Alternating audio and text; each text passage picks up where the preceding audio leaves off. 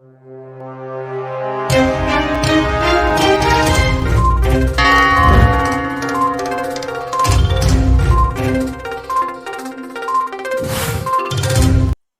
Good morning everyone. कैसे हैं सब लोग? We are going to start our news. Actually थोड़ा चार्जिंग इशू है, इस वजह से मॉर्निंग में लाइव नहीं हो पाया सेशन, और अभी मैं रिकॉर्डेड आपके साथ शेयर कर रही हूँ। कोशिश है कि बहुत देर ना हो, आपके पास जल्द से जल्द ये वीडियो पहुँच जाए।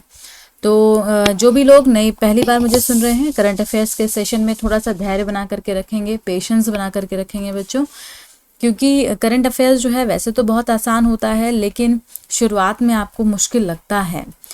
बच्चों, ये मेरा कॉन्टैक्ट नंबर 8750069419, ये नंबर सेव करेंगे। This is Pooja Bhardwaj. Okay, आज 8th ऑफ अगस्त है। 8th ऑफ अगस्त के इम्पॉर्टेंट न्यूज़ को I will describe you here. And the second thing is कि अभी मैं बात कर रही थी कि करंट अफेयर्स टफ है या आसान है, तो बहुत सारे जो पुराने बच्चे भी हैं उनको याद करने में परेशानी आ रही है, दिक्कत हो रही है। इट इज़ बिकॉज ऑफ कि आप रटने की कोशिश कर रहे हैं। प्लीज़ करंट अफेयर्स को रटने की कोशिश ना करें, आप इसको किसी सब्जेक्ट से जोड़ें, क्योंकि हर करंट अफेयर्स का न्यूज़ किसी ना किसी जीएस के पेपर से जुड़ा हुआ होता है, वेदर इट इज़ पेपर 1, 2, 3 और 4। तो आपको सबसे पहले तो सिलेबस याद होना चाहिए। अगर कोई हमारी कोचिंग का स्टूडेंट है तो आपको बेसिक ट्रेनिंग का वीडियो मिला होगा, उसको ज़रूर देखिए, वो आपके लिए बिल्कुल रामबाण है। और बेसिक ट्रेनिंग कंप्लीट करना कंपलसरी है आपके लिए, आपका फ़ायदा होगा। ठीक है, तो आइए सेशन में हम लोग आगे बढ़ते हैं, और यहाँ पे हम लोग जो भी इम्पोर्टेंट न्यूज़ है उसको डिस्कस करने वाले हैं। ठीक है, तो कोई परेशानी होगी बच्चों तो ये कॉन्टैक्ट नंबर जस्ट मैंने शेयर किया है व्हाट्सएप पर या कॉल पर, आप मुझसे पूछ सकते हैं, बात कर सकते हैं। ठीक है, तो आइए शुरू करते हैं आज का अपना फर्स्ट न्यूज़। आज का फर्स्ट न्यूज़ है central registrar of cooperative societies, CRCS। क्या नाम है? Central registrar of cooperative office societies. तो ये एक पोस्ट भी है और एक पोर्टल भी है। तो रजिस्ट्रार ऑफिस आप लोगों ने सुना होगा, है ना? रजिस्ट्रार ऑफिस जाते हैं, वहाँ पे लोग अपना काम करवाने के लिए। इवन आप सेलेक्ट हो जाएंगे तो आपको भी इन्हीं में से कोई एक पोस्ट मिल सकता है।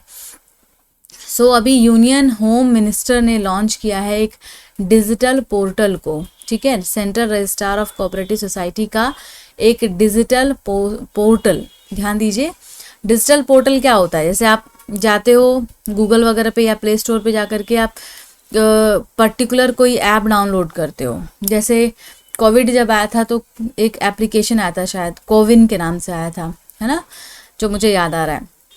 वैसे ही सरकार जब भी कोई स्कीम लॉन्च करती है तो उसका कोई एक ऐसे एप्लीकेशन लॉन्च कर देती है कि आप जाइए प्ले स्टोर से उसको डाउनलोड कर लीजिए और सारी जानकारी वहाँ से आप इकट्ठा करते रहिए।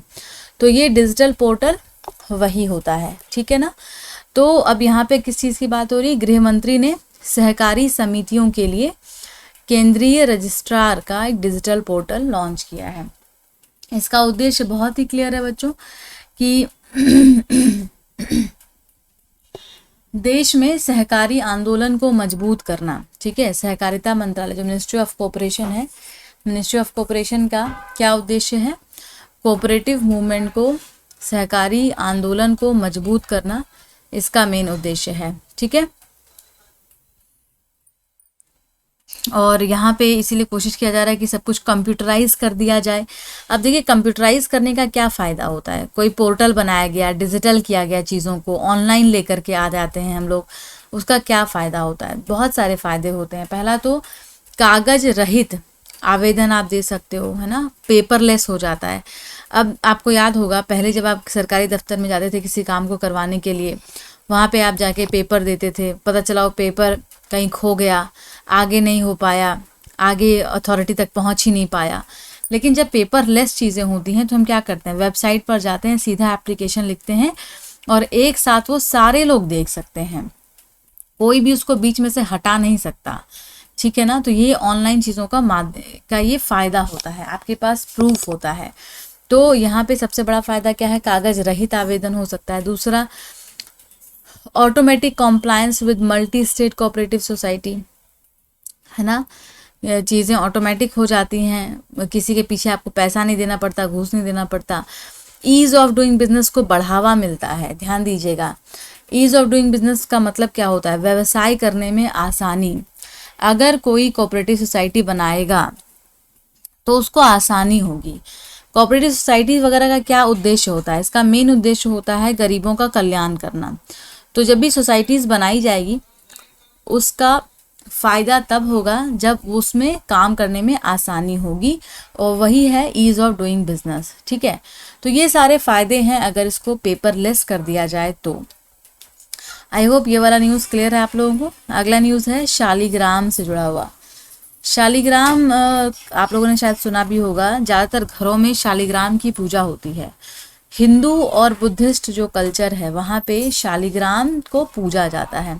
छोटा सा काले रंग का पत्थर होता है शालिग्राम, और उनको विष्णु भगवान का एक रूप माना जाता है और उसके बाद उसकी पूजा की जाती है। तो यहाँ पे उसी को न्यूज़ में लाया गया है कि अभी क्लाइमेट चेंज का क्या असर पड़ रहा है शालिग्राम पर। तो देखिए शालिग्राम जो है, ये जो पत्थर एक बहुत ही अलग रंग का एक ब्लैक कलर का पत्थर होता है, छोटा सा बिल्कुल, उस पर डिज़ाइंस बने होते हैं। ये सिर्फ और सिर्फ जो नदन नेपाल है वहाँ पे काली गंडकी रिवर है, ठीक है, काली गंडकी जो नदी है वहीं पर मिलते हैं। ठीक है, और अभी लगातार जो क्लाइमेट चेंज हो रहा है उसकी वजह से पानी का जो बहाव है वो बदल गया है। ठीक है, जो फ्लो है वाटर का वो चेंज हो रहा है। इस वजह से ऐसा माना जा रहा है कि हर साल अभी तो ये शालिग्राम की जो के पत्थर हैं वो मिल रहे हैं, लेकिन धीरे धीरे फिर ये ख़त्म हो सकते हैं। तो पिछले 2000 सालों से पूजा होती आ रही है शालिग्राम की। हिमालयन जो अलग अलग कल्चर हैं, हिंदुइज्म, बुद्धिज़्म, इस सारे में पूजा इनकी होती है। ठीक है, अगला न्यूज़ बहुत इंपॉर्टेंट है, which is related to POCSO act. देखिए आप लोग बहुत रटने की कोशिश करते हैं। पॉक्सो मैंने ही अगर देखा जाए तो करंट अफेयर्स में करीब 10 बार पढ़ाया होगा पिछले 2 सालों में। ठीक है, तो पॉक्सो एक्ट जो है ये बहुत ही इम्पॉर्टेंट एक्ट है, और ministry of women and child development का है ये एक्ट। महिला एवं बाल विकास मंत्रालय के द्वारा लॉन्च किया गया है पॉक्सो। ठीक है, ये किस लिए है आपको ये याद रखना है।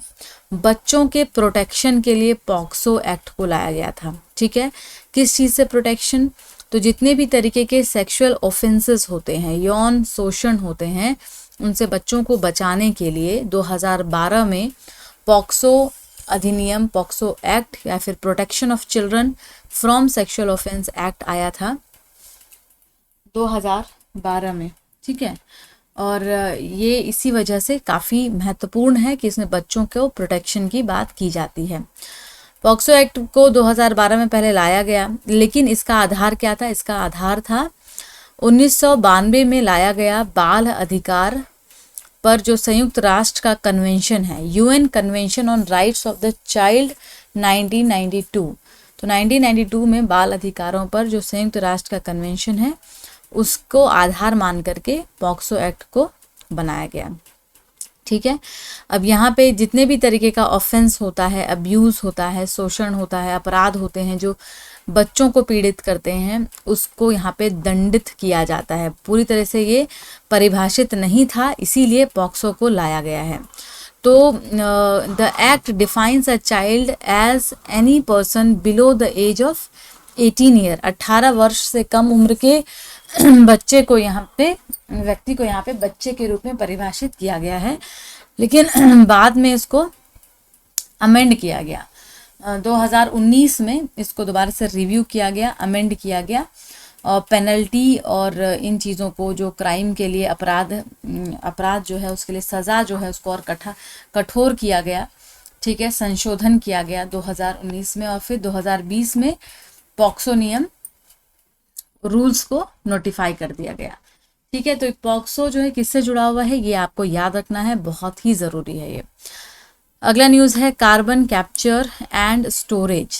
Carbon capture and storage, carbon सबको पता है ना, कार्बन उसको कैप्चर करके स्टोर करना। तो यूके गवर्नमेंट ने अभी रीअसर्ट किया है its commitment to advising projects aimed at capturing and storing carbon dioxide emission as crucial component net zero emission, देखिए आज के समय में हर देश ये कोशिश कर रहा है कि वो नेट ज़ीरो एमिशन पर स्विच करे, मतलब शून्य शून्य उत्सर्जन हो, ठीक है ना, मतलब कार्बन का एमिशन ना के बराबर हो, कम से कम हो, इसके लिए उद्देश्य में लगा हुआ है हर एक देश।